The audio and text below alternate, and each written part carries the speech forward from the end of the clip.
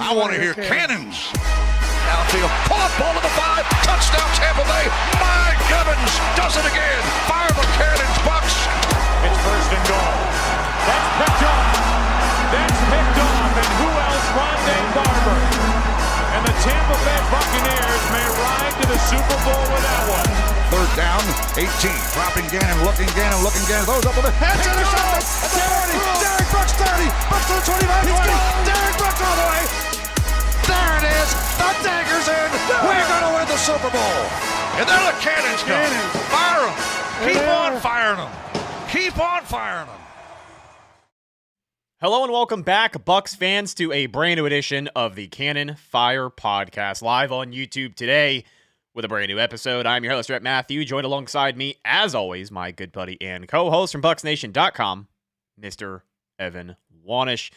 Evan, we were talking before the show, and honestly, I think it's been a lot longer than I thought it had been since you and I not only have done a podcast together, but done it live here on YouTube. I think when the Buccaneers had named Josh Grizzard their new offensive coordinator back in January was the last time we had pulled out one of these live shows. We pre-recorded the tier list. That was a lot of fun. But today I'm excited to be back in the saddle. This is almost our natural element, if you will. And I got a feeling it's going to be a really good show today. We got a lot of great topics. Yeah, we do, and there's a lot to talk about here. Going to spend the first little bit of the show talking about some of the, I wouldn't really say news, maybe more so rumors.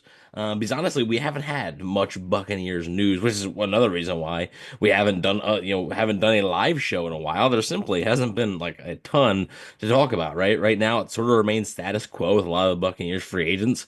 Haven't received many updates on guys like Lavonte David or Chris Godwin, or at least nothing substantial enough to warrant a podcast. So, there's a lot to get into. Plus, later on in the show, we will have my offseason battle plan, mock offseason, whatever you want to call it. I do this every year. Always like doing them. I did one actually with Mr. Bucs Nation, aka James Hill. You can go check that out on his channel. We did it like a couple weeks ago. But then I'm a sicko, so I decided to do a completely different one. So I decided to do two completely different ones. So today and I tried, like I said, there's some similarities, but I try and do it completely different. Like what philosophy basically I would do. So very excited to get into that and to talk about some of the updates that we have. Yeah, free agency going to be a big topic today. And honestly, you said it, but this is the time of the year where sometimes you take a step back, and for no other reason than the fact that there just isn't a ton to talk about. But this time next week, we are a little over a week away from the start of NFL free agency. So for at least, I would say, next week until the end of March, things are going to be hot and heavy once again, as not only the Buccaneers going to be active in free agency, but we are also gearing up for the NFL draft in April. That'll be in Green Bay, and we'll do our best to keep you covered on that. But yeah, tons to get into today. Let's talk about free agency, and let's talk about a potential free agent, probably the biggest name on that list. Despite the injury, a lot of people would say maybe the top free agent wide receiver. That is Tampa Bay Buccaneer Chris Godwin, who we know his season ended in 2024 from an injury. This guy's made a steal. We've seen him bounce back. I have no doubt in my mind that he can continue to do so. Jason Light, Todd Bowles, both had a lot of great things to say at the Combine about the work that Chris is putting in. He is just a great player to have in your system. The Buccaneers at a crossroads right now. Obviously, he is a free agent.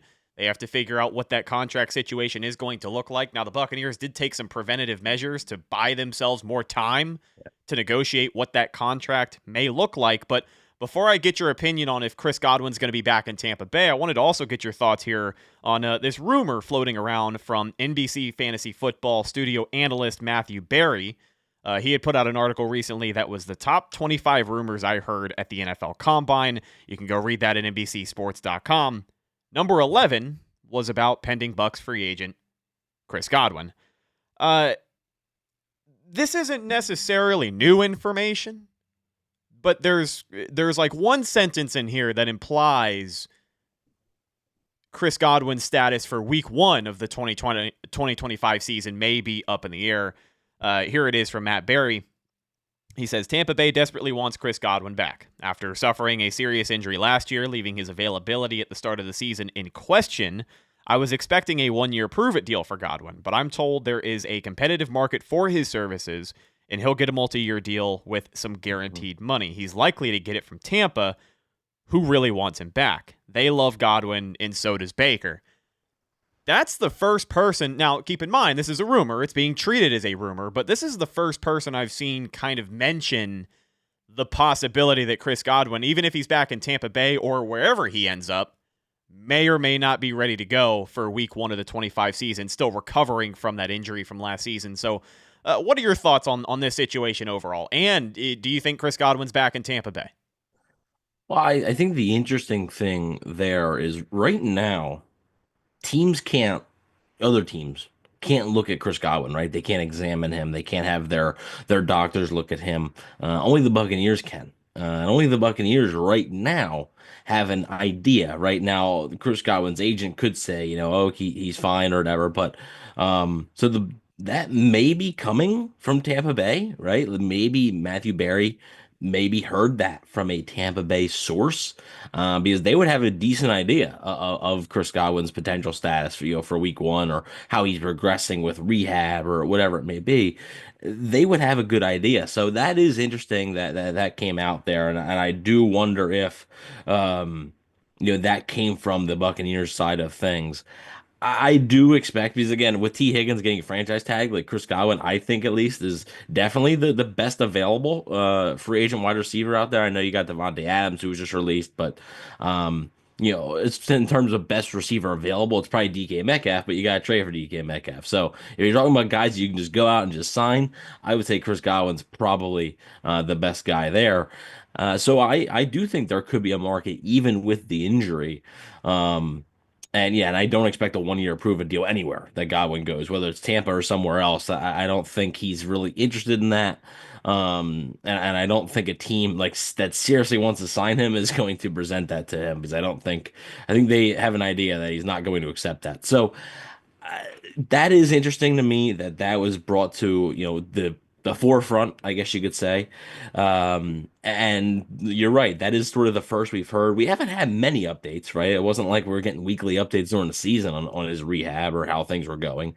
We'll have to wait and see. And I think that's just something where I'm sure whether he re-signs with Tampa or if he signs somewhere else, that's going to be very quickly.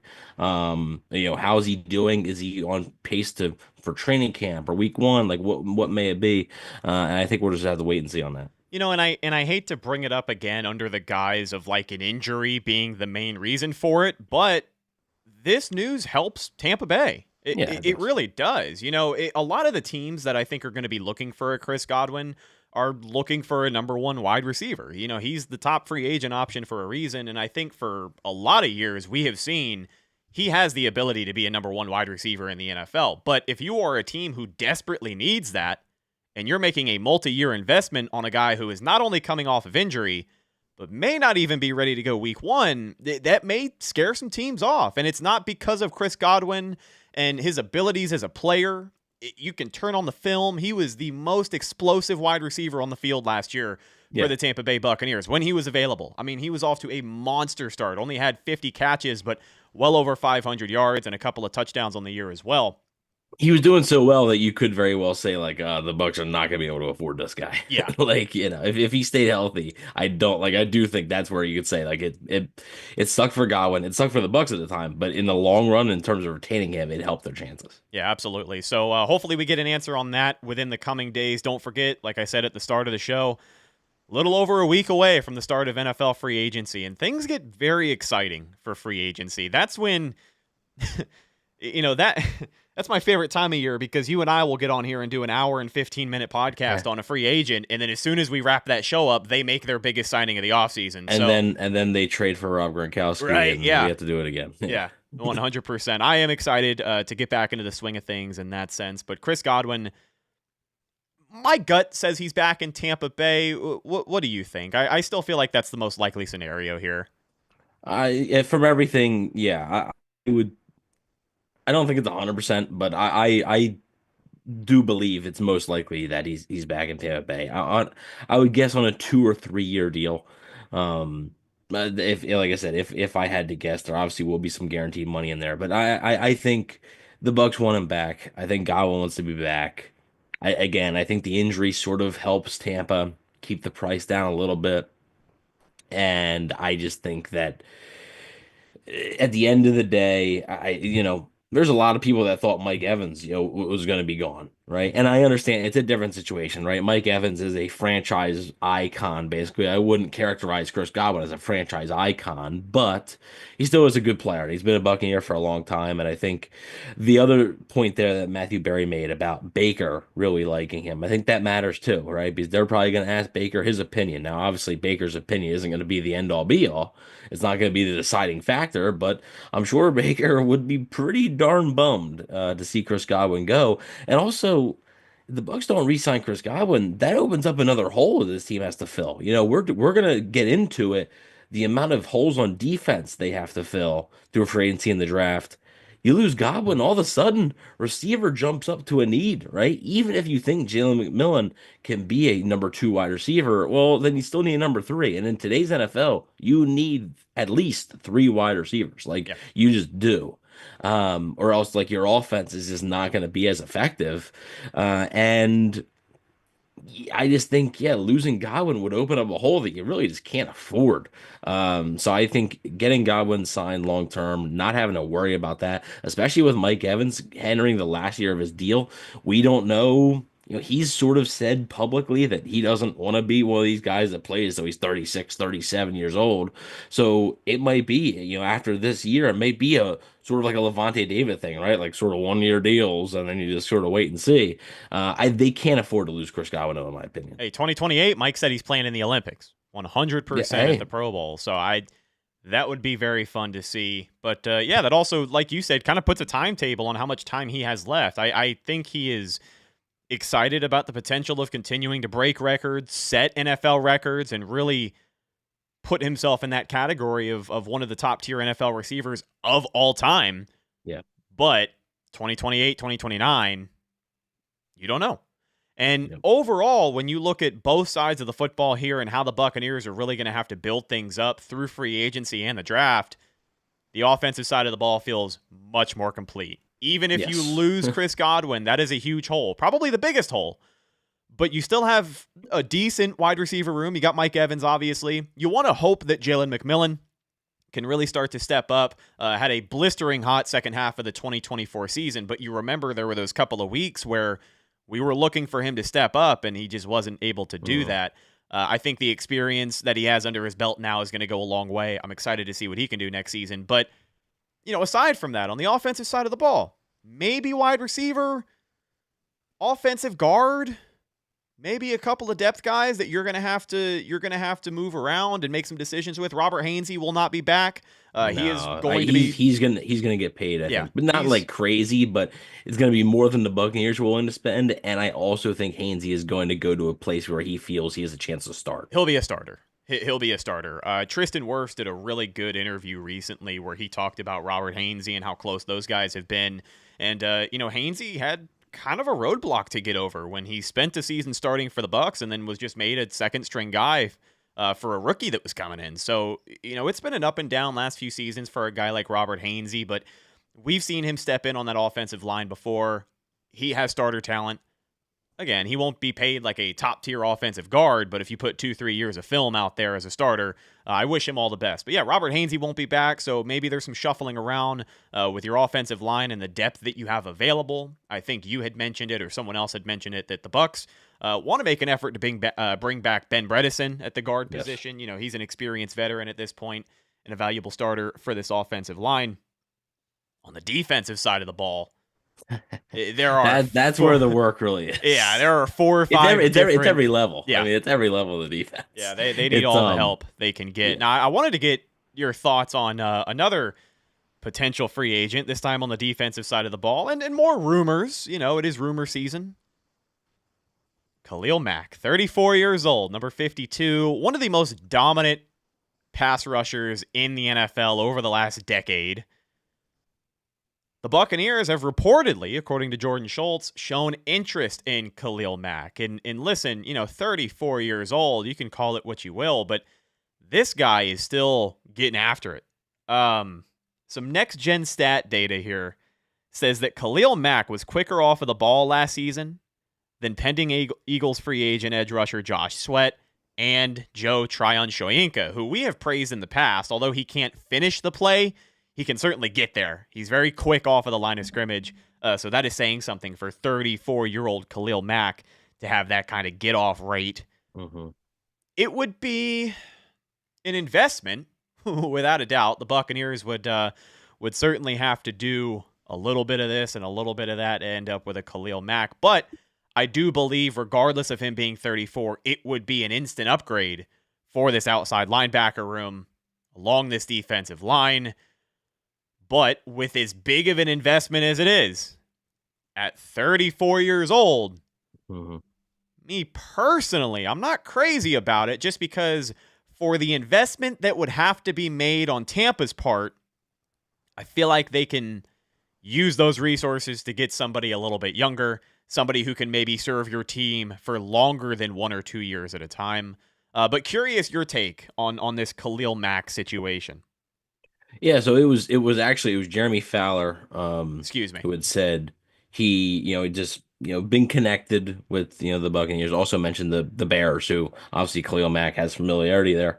But then it was also interesting because it was confirmed by Pewter Report. Now, Pewter Report had said like their source, can confirm that the Bucs have interest in Khalil Mack.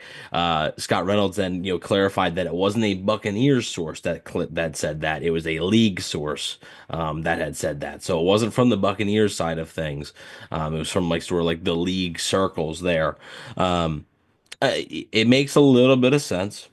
Right, because look, the Bucs need pass rush help. They know that, right? They know that they need pass rush help. And Khalil Mack, is he 18 Khalil Mack? No, right? I mean, but he is a year removed from a 17 sack season. That was his career high, right? So that it's not like he's been getting 17 sacks every single season. 90.4 overall PFF grade this past year, which I take more. I know PFF grades are kind of wishy-washy. I don't love it when it comes to offensive linemen. I like it more on the defensive side of things. I think it sort of shows you a little bit more information there.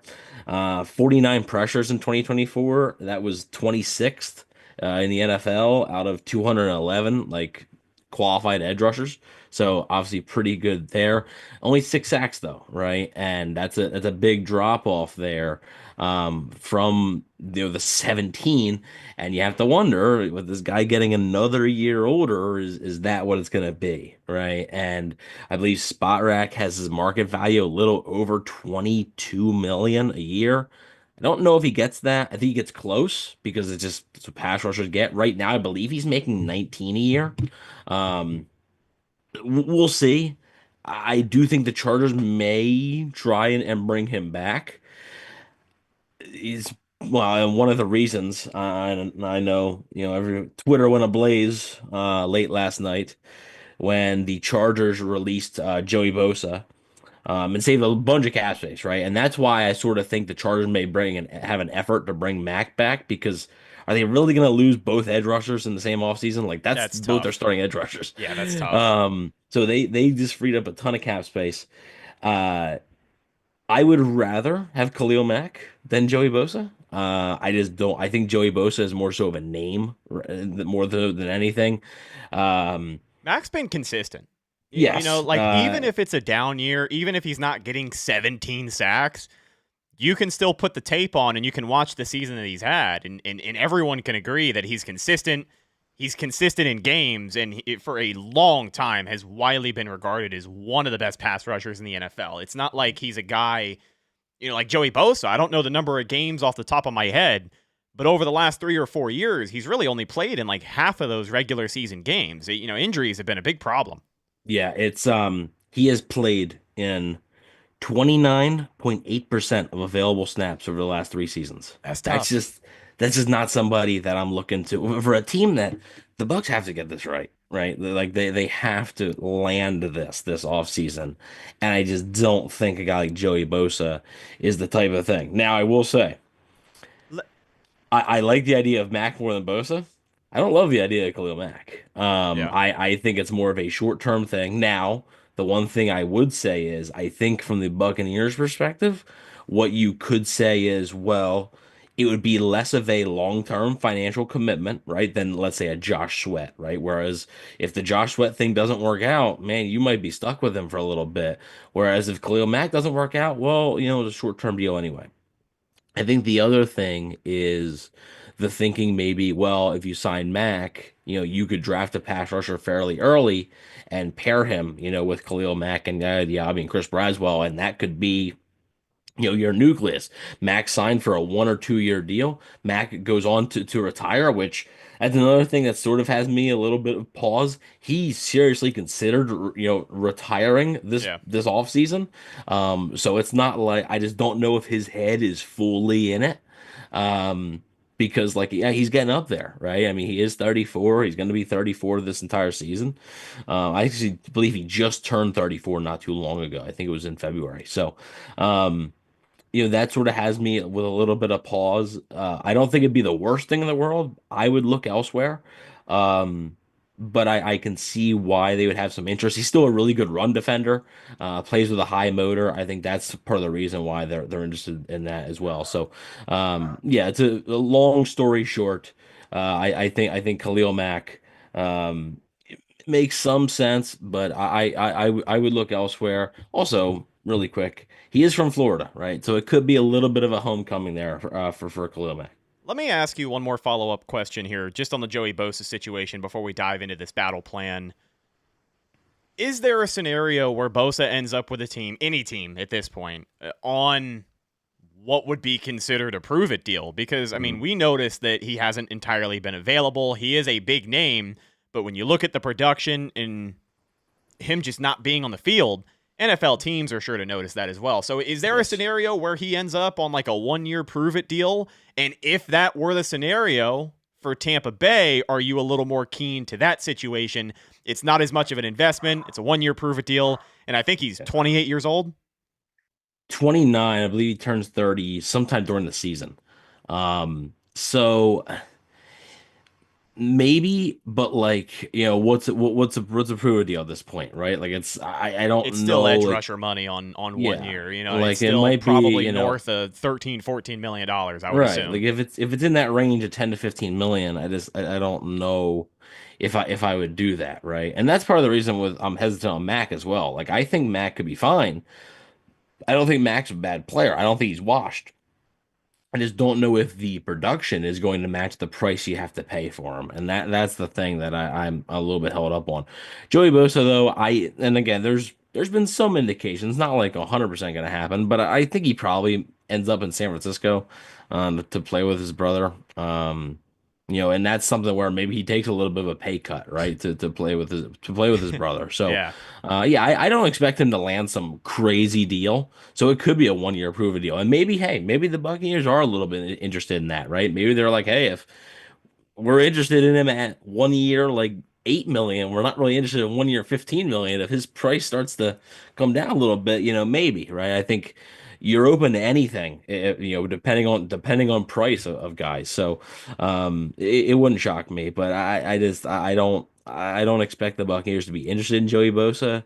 I think they want somebody who's a little bit more available, and somebody who's been a little bit more productive lately. Yeah, and San Francisco is certainly going to be a team in a position to hand out pay cuts this offseason. They have got a lot of things going in the wrong direction over there. But regardless, we're not here to talk about the 49ers or their offseason, Evan. We are here to dive into your 2025 Tampa Bay Buccaneers offseason battle plan. That is a bit of a mouthful, but I think I got all the key information in there I needed to get to. Today, we're going to tackle free agency, potential draft picks, and then some. Very excited for this, my friend. The floor is yours. All right, so I needed to take all avenues here, right, to improve this team, more specifically improve the defense, as we talked about. The offense is sort of more of a closed, book, basically, right? Assuming Godwin's back. That's sort of a pretty easy thing there. So right now, including the Jordan Whitehead cut, which we didn't really discuss much. His option isn't being picked up, so basically being cut. The Bucs have about $12.5 million available. A lot of this is from over the cap. A lot of the market value stuff that's why I sign free agents is from Spot Rack or PFF. So a lot of the restructures is from over the cap as well. And the draft I did on the PFF mock draft simulator. So if you don't think the draft is realistic, blame Trevor Sikkema. So for restructures, the first one I'm doing is Baker Mayfield, saving $21.5 million. And for everybody who says I hate Baker Mayfield, that is me committing to Baker Mayfield because the Buccaneers, if they don't do anything with Mayfield's contract this year, I Bleav they could get out of it pretty easily next offseason and save a lot of money. But by doing this restructure, it basically ties them to Mayfield in 2025 and 2026. So that is me basically committing to Mayfield as my starter for 2 more years. So for a guy who hates him so much, that's quite the gamble.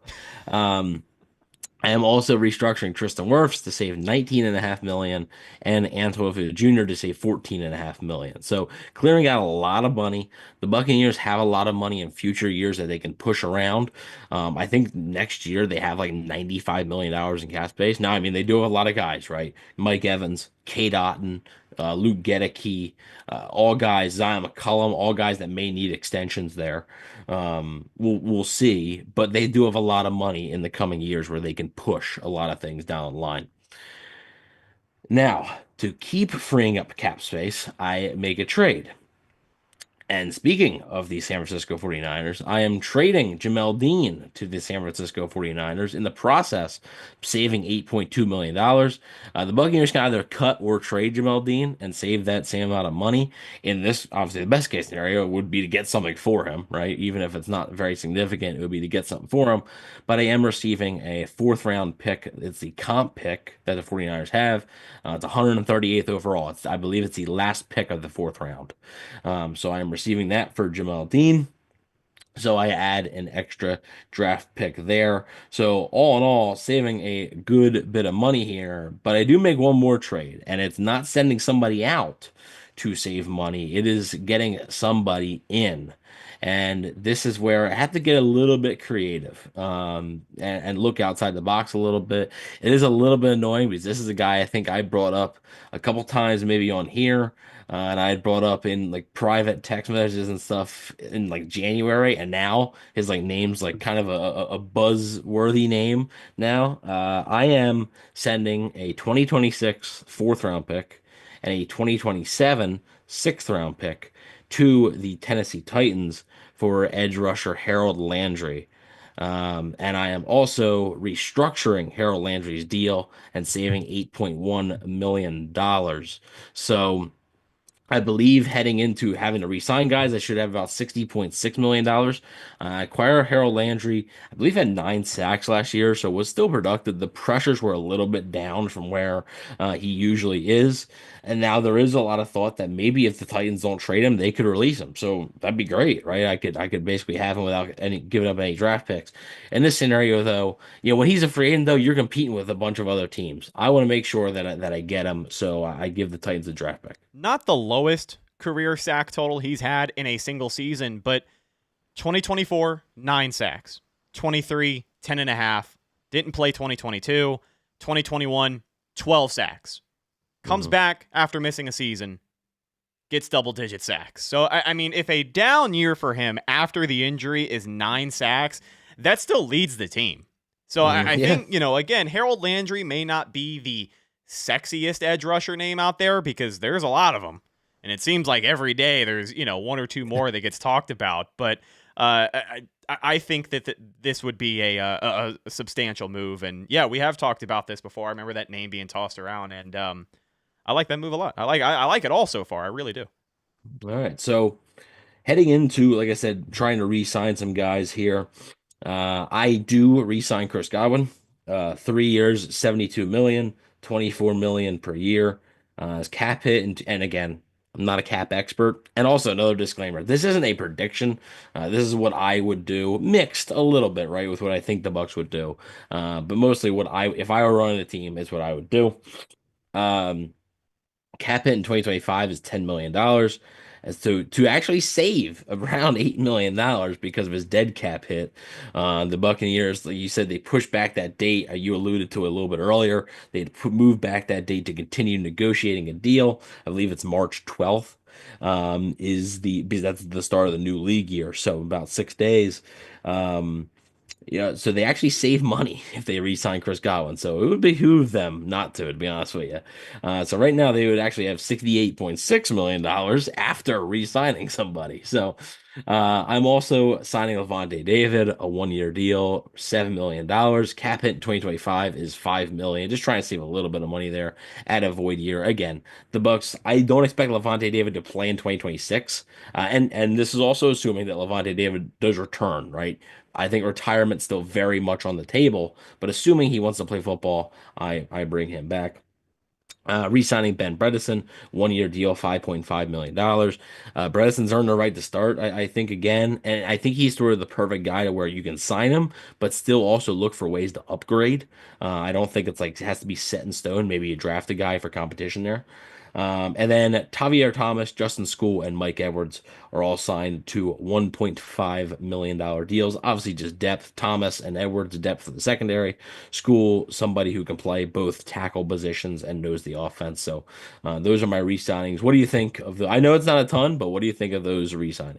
No, I like it. It feels necessary. I wanted to actually ask you really quickly while we are talking about that secondary.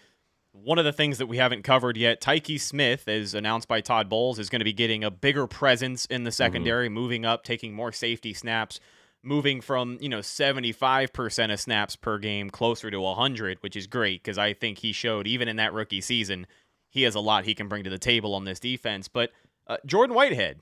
We didn't really talk about that. You mentioned it briefly, and I just wanted to get your take on if he's ultimately back with Tampa Bay, because although they aren't picking up his option, it seems like the biggest reason for that is injuries. And the injuries caused by that car accident right before the playoffs started. Poor guy couldn't catch a break. Just a very rough year for a lot of players in that secondary in 2024.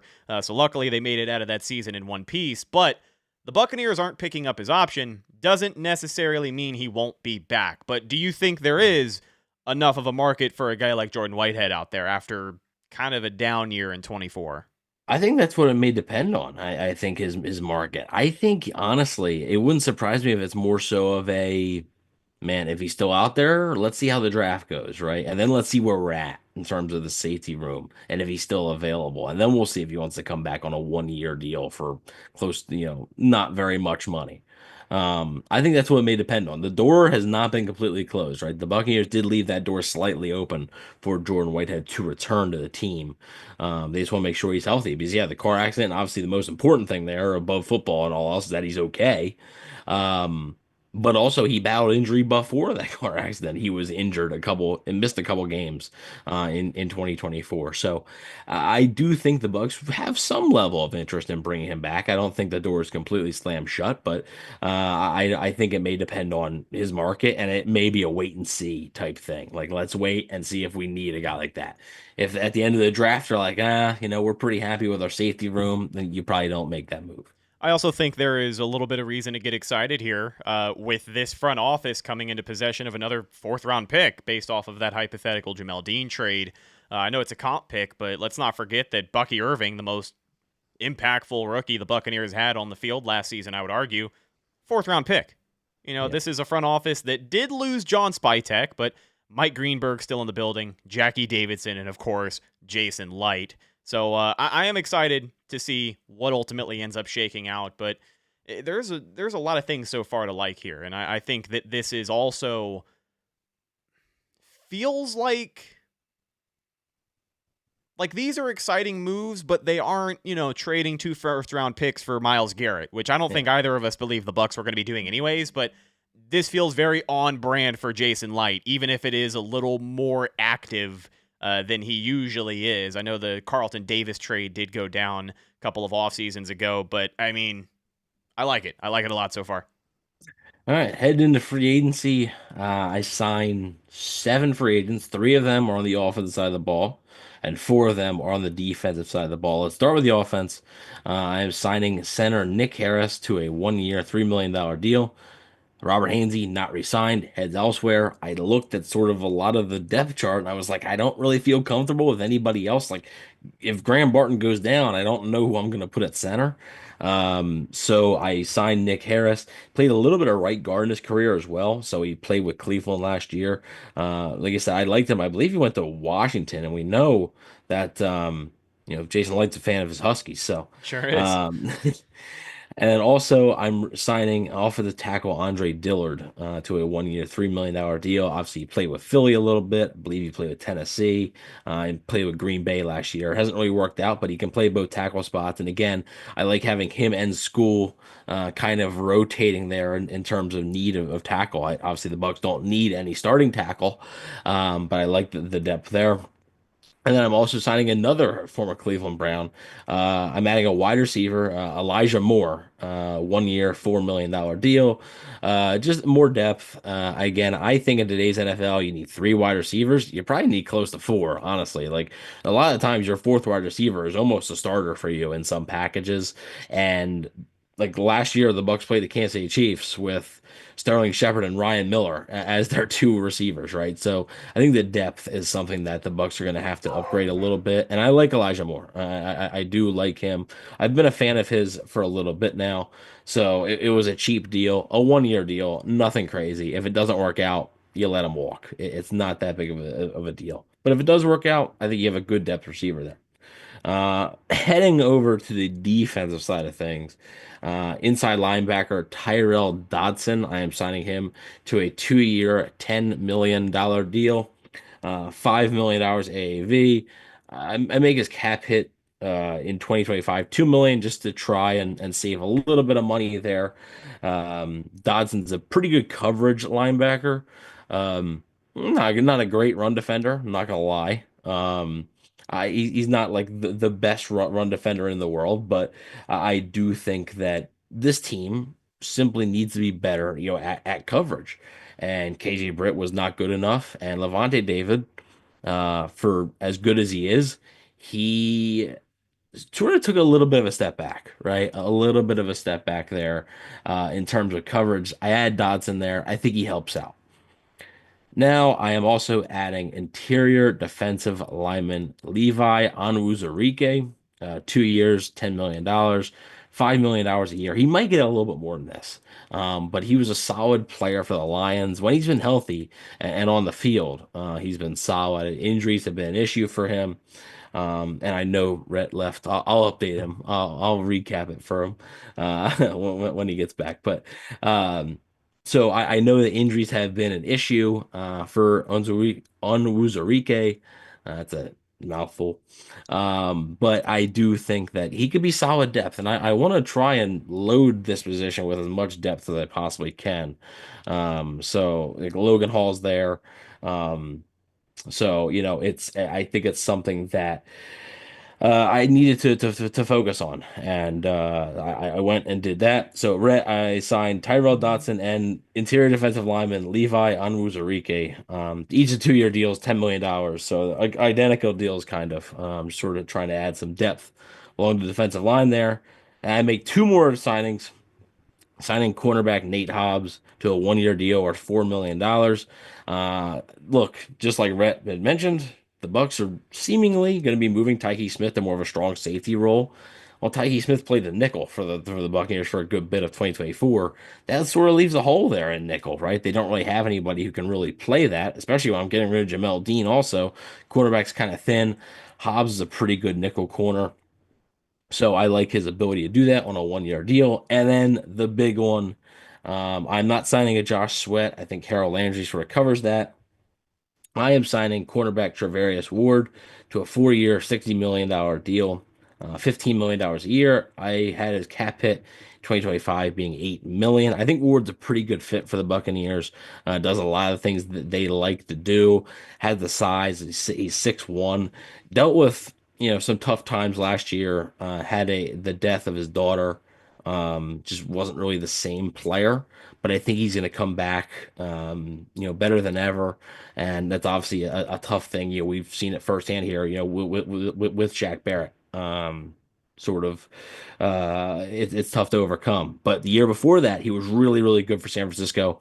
And I'm willing to take the bet on his, or the gamble, I guess you could say, on his, returning to form. And the Bucs adding a number one corner. So just to recap, Nick Harris, Andre Dillard, Elijah Moore, Tyrell Dodson, Levi Onwuzurike, Nate Hobbs, and Travarius Ward. That is my free agent haul for 2025. I like Travarius Ward in that edition a lot. I like all of the things that you mentioned, the measurables, the tape, and things that he's had to overcome. But on top of that, been in the league since 2018. He's 28 years old, but he was an undrafted free agent. And I think that always adds a layer of excitement when you talk about a player who started as an undrafted free agent and doesn't necessarily become, like, I wouldn't say Travarius Ward is a household name, but he is a name. He is a name that people should recognize, and he's one of the more talented corners in the NFL. So I do like that a lot, and I think that, again, he is a guy that can fit into this aggressive scheme of a Todd Bowles defense and potentially thrive. San Francisco going through a bit of an adjustment period right now. They're up and down all over the place. Not the first time we've said that on the show today, unbelievably.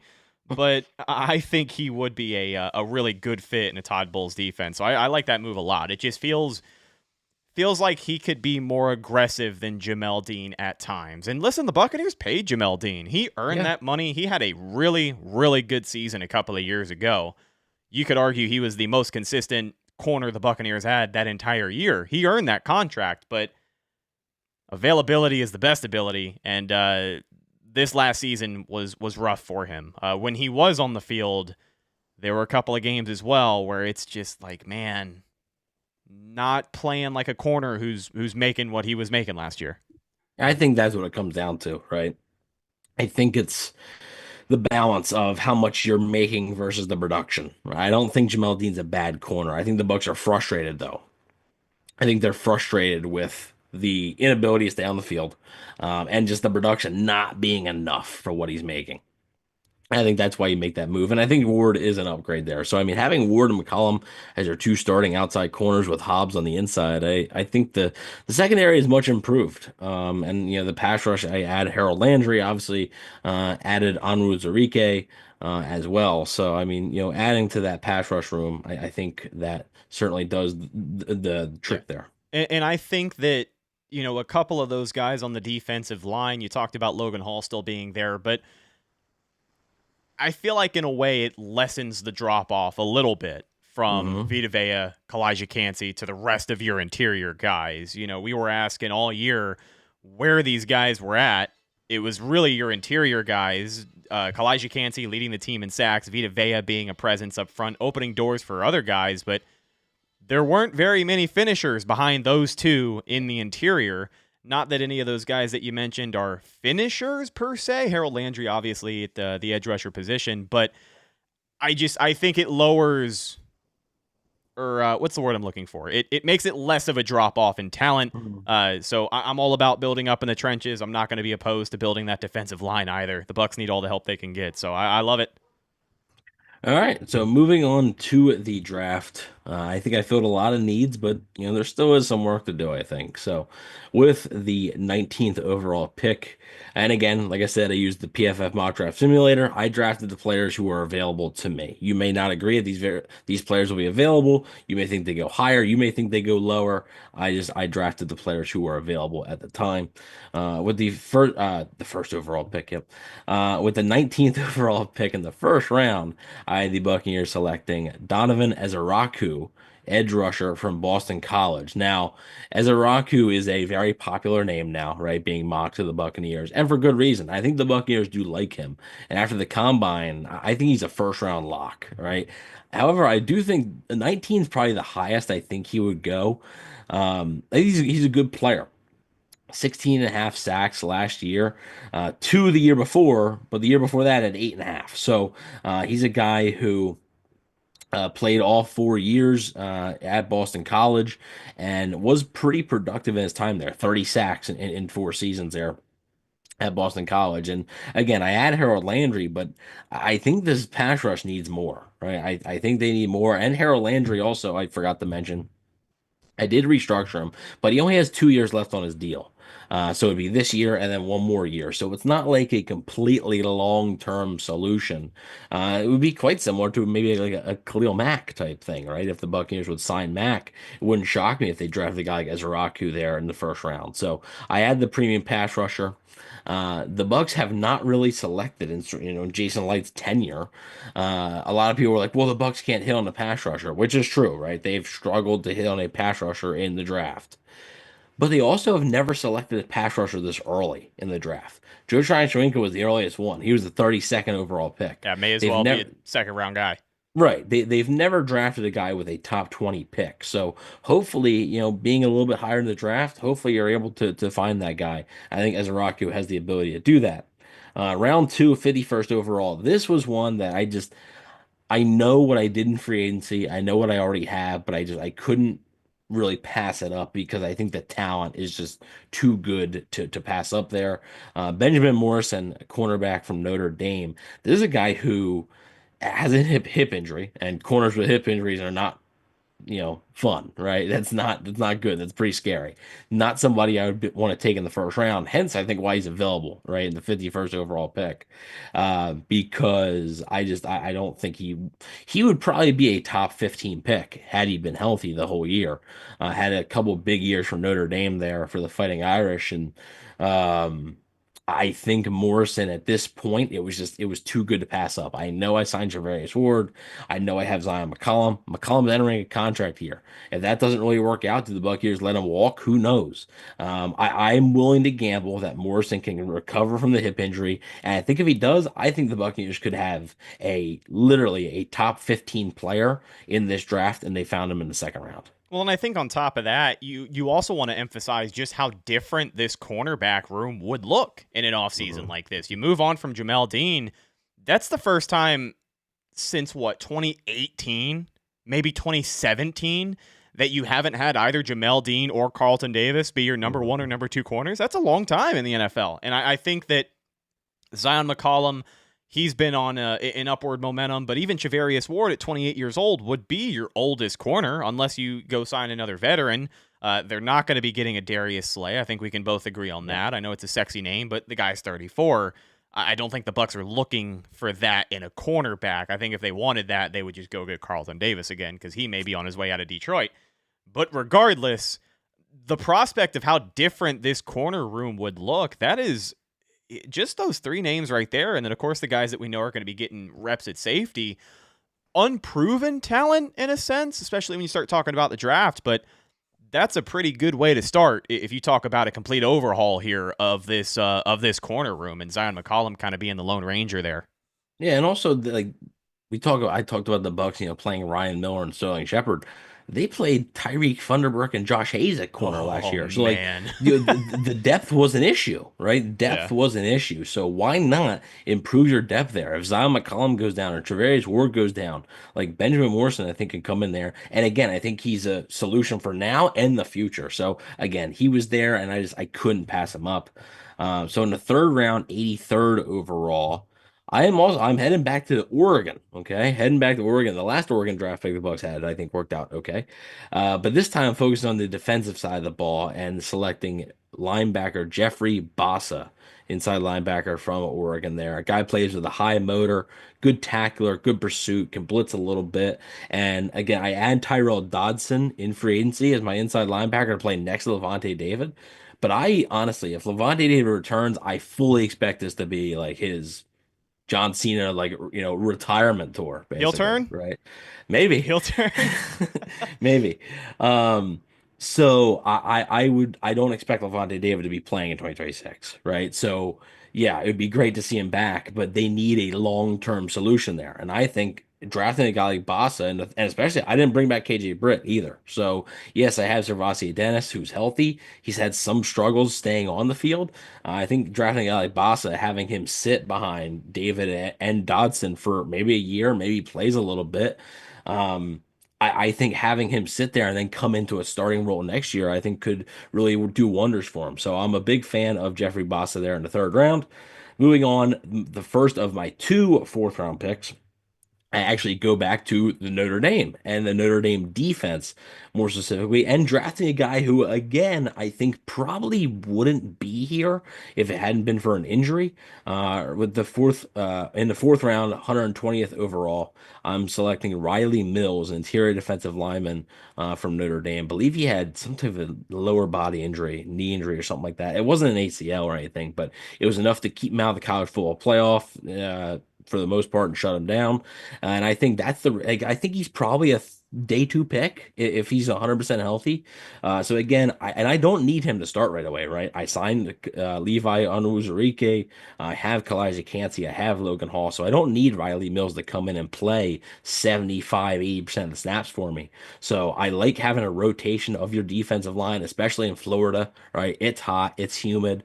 Guys are going to go down with cramps. Guys are just going to get more exhausted more easily. I think having a solid rotation, right, where you can plug guys in and out, I think it could benefit you and keep your guys fresh. So And I I like adding Riley Mills there. and I Also, was a captain on the Notre Dame defense. yeah, like I know that, we talk about him here in the later rounds because of an injury, but for an interior guy too, like he's got some pass rush chops, Yeah. and more guys. Just the most direct comparison I can make right now to what the Buccaneers have. More guys like Kalijah Cansey, I don't think can be a bad thing. If No. you've got just some hogs that can, pull off a good swim move a couple times a game, that's going to add to your sack total at the end of the year. I guarantee it. So again, more picks in the trenches. I love it. Yeah, yeah, for sure. And speaking of trenches, I go back to the trenches with the pick that I acquired from San Francisco, 138th overall. The last pick of the fourth round, I select Luke Condra, guard from Cincinnati. So mentioned that I re-signed Ben Bredeson. Also mentioned that I don't know if Ben Bredeson is like 100% like the long-term solution, right? I think Bredesen is good for what he is, but I also think you can potentially upgrade. And I think Condra could be a guy who maybe comes in and competes for that starting job with Bredesen there. So I do like Luke Condra there from Cincinnati. Again, just somebody who maybe can compete for a job there with Ben Bredesen. Moving on to the fifth round, 156th overall, drafting Jake Brenningstool, a tight end from Clemson. I didn't add a tight end free agency. I thought about it because I do think they could benefit from having maybe another veteran tight end, but Kadon is entering year 4. I mean, he's basically a veteran now, but I do think they could maybe benefit from that, but I do draft one in the fifth round here. Can Go I ahead. just sidebar and ask you a quick question about K-Dot? And we didn't necessarily get into this, but I had seen a lot of discourse about this, and overall the tight end position, people seem to have expectations all over the place. Personally, I think I'm happy with K-Dot as a tight end one in this offense, especially after what we saw last year during the weeks that Mike Evans and Chris Godwin were injured on the sideline, not able to play. He stepped up immediately. He's become, a bit of a safety blanket for Baker Mayfield. But are you confident with K-Dot as a tight end one? Do you think that in the NFL he is at that level? Because some people would argue he isn't for one reason or another. They aren't entirely bought into K-Dot and his tight end one. And I think, the development he showed last year, again, being thrust into a position to have to step up week in and week out on this offense, like I thought he knocked it out of the park. And I thought it was some of the more impactful tight end play we have seen in a while. You know what I mean? Like a splash play is made every now and again. But I thought there were a couple of weeks in a row, especially last year, where he was just, he looked like a bona fide tight end one, in my opinion. Yeah, I mean, I think he's more of a lower tier tight end one, but I think he can be. Yeah, definitely definitely not like top 5 Sure, or sure, top sure. 7. I'm not making that argument, but I think he's a solid starter. Yeah, I think they're good. They could look for an extension with him. Yeah, I think that they could look to bring him a contract extension this summer, perhaps. So we'll have to wait and see on that. But yeah, I added some tight end depth there. Tall FL guy in the chat says taking big risk drafting injured players. I mean, it is. It is a risk. It definitely is because hey, maybe these injuries are just not. They're not going to be the same players. That's certainly possible. But I just, again, I say it a lot. I know I say it a lot, but you can't hit the home run if you don't swing the bat. So you got to take some swings. And also, like, I am taking risks, but like I took a risk in the second round, with Benjamin Morrison. I took a risk in the fourth round with Riley Mills. My first round pick though wasn't really it wasn't a risk injury wise, obviously, right? No draft pick is guaranteed to hit, but it wasn't like Ezraku has injury concerns, right? So I'm not taking that gamble there. I'm not drafting Savon Ravel from East Carolina. He has an injury concern in the first round. Now that's something where that's a big risk. So I am taking some risk, but I'm trying to minimize it a little bit by avoiding doing that on day one. A wise man once said, "No risk it, no biscuit, baby." That's what I'm told. That's what I'm told. Then to round out the draft, round 7, 237th overall, I am drafting Seth Hennigan, quarterback from Memphis. I did not re-sign Kyle Trask. I think Kyle Trask maybe try. I mean, I don't know if it's going to be available to him, but I think he could look for somewhere where like, oh, well, maybe if like that starter struggles or if he gets hurt, like maybe I could get in. Like, I do wonder that. It just seems like Baker Mayfield, like he could have like a decapitated leg and he'd be like, oh, I'm fine. Or amputated leg. It's just but a flesh wound. Yeah, it's fine. He'd be like the guy on Family Guy, right? The peg leg guy where he has it's both arms, both legs is wood. Kyle Trask is like, oh, I'm finally getting to play. He's like, nope. Oh, he'll still be out there trucking defenders. So I think Trask could look for another opportunity there. So I draft Hennigan. He may not even make the team, right? May just be a practice squad guy. I think they do like Michael Pratt. So he's still here.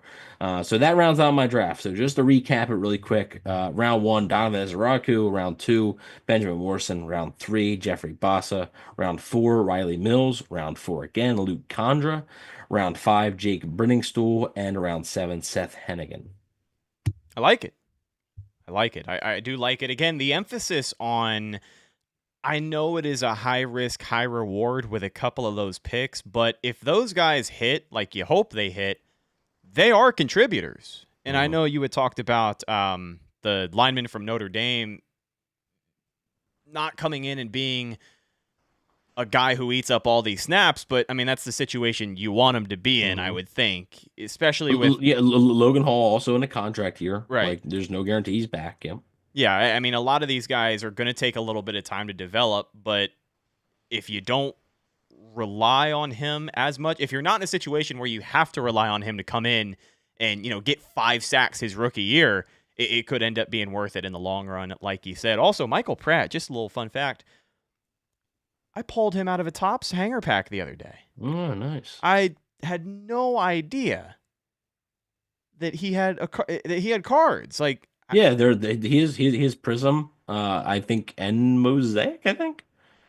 Yeah. I was blown away. He was one of the last players I had expected to see. Doug Williams, Steve Young in a Buccaneers uniform, because you know how Topps loves all the old players. Yeah. Now I know the Prism. I think Prism and Mosaic. He's in a Packers uniform.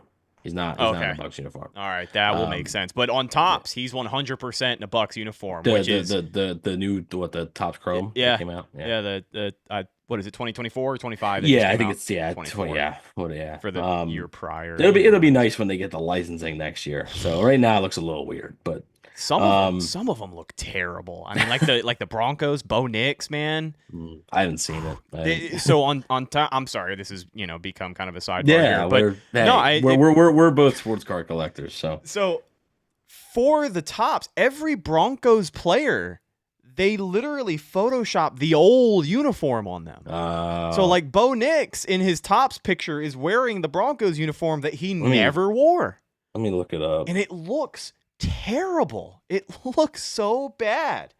If you're able to find it, show it to the screen here and let the masses decide for themselves before we wrap this thing up here. I see what you mean. Yeah, doesn't it just look so janky?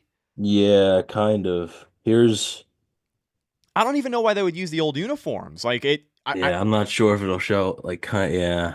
It just looks bad. Yeah. Just looks not good.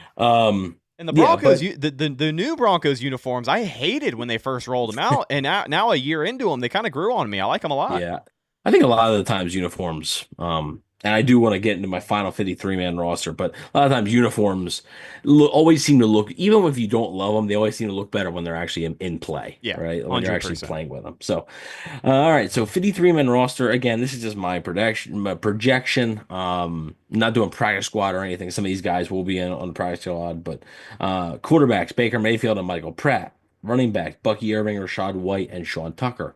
Wide receivers, Mike Evans, Chris Godwin, Jalen McMillan, Elijah Moore, Trey Palmer, and Raheem Jarrett.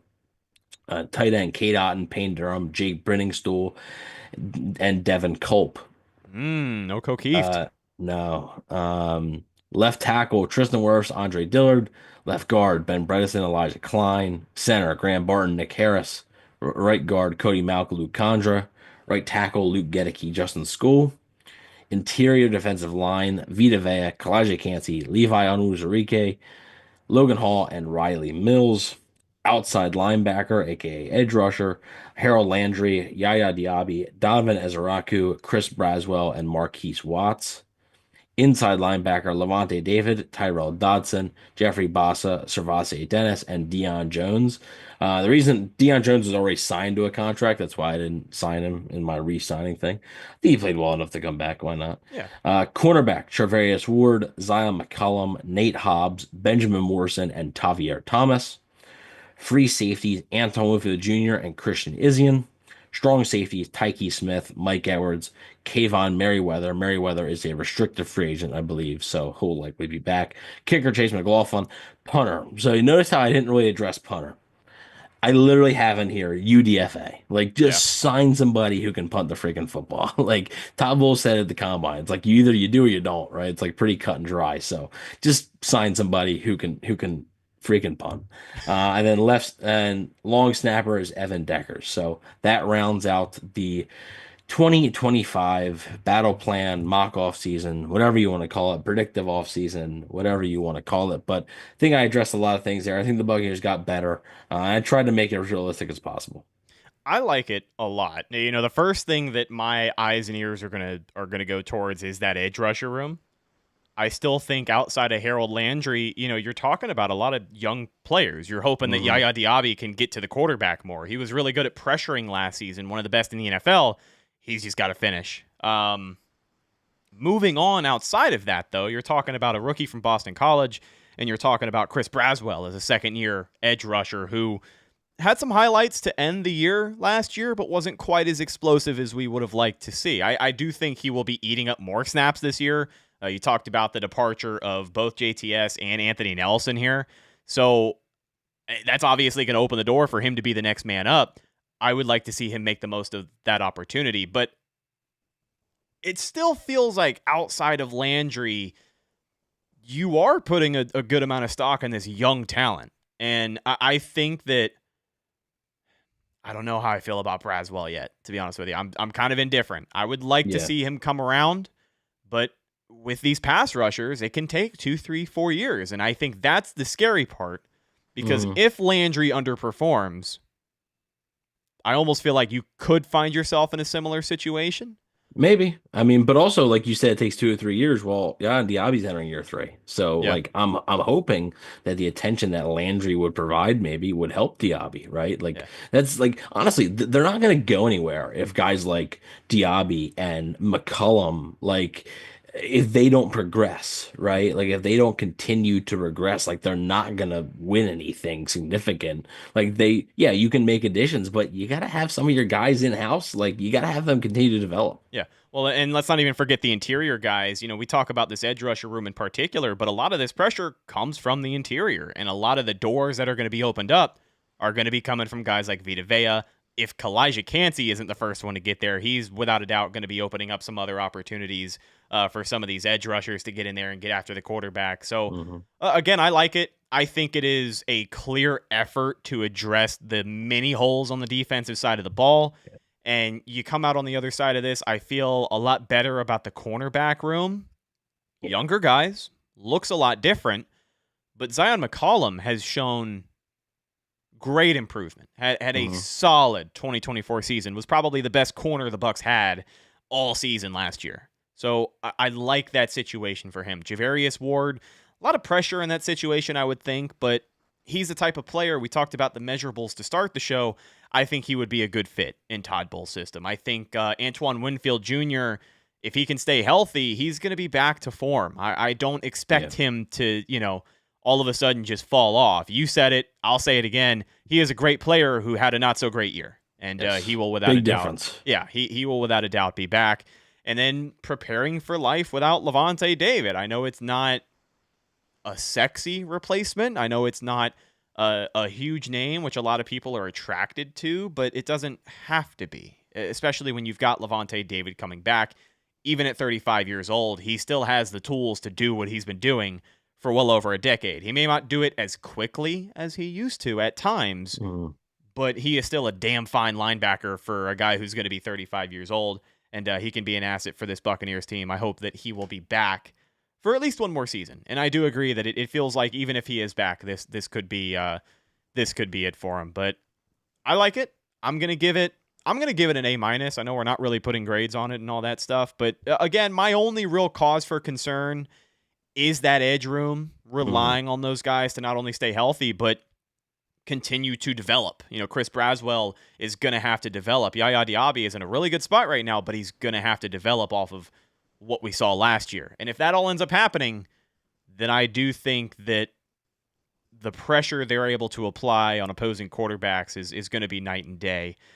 Another thing that I saw, and this has nothing to do with personnel or players in particular, but everybody's favorite coach in the NFL right now, former offensive coordinator Liam Cohen, was on Pardon My Take this week, and he had a lot of really cool things to say about not only Mike Evans and Bucky Irving, but Todd Bowles as a head coach. And I think that, honestly, there was a lot of discussion. We went back and forth about Todd Bowles, and however you feel about the guy, he's here. He's still head coach of the Tampa Bay Buccaneers. And Liam Cohen had a lot of really good things to say about Todd Bowles. He said that he is one of the best NFL coaches he has ever seen when it comes to going into halftime, making adjustments on the defensive side of the ball and changing their attack, neutralizing and shutting teams down in the second half. That stuff is really cool to hear. So if you're looking for another good podcast to listen to, go check out that recent edition of Pardon My Take. I know we don't love Liam Cohen right now, but he had a lot of smart things to say on that particular episode, and he did seem somewhat grateful for his time in Tampa Bay. So all of that just stuff to really get you amped up for the start of Buccaneer football. We're still several months away, but it's never too soon to start the countdown, I don't think. No, but there is a lot that will happen over the next coming weeks and months here. Really going to kick it into high gear. Obviously, yesterday was a very busy day in the NFL. A lot happened.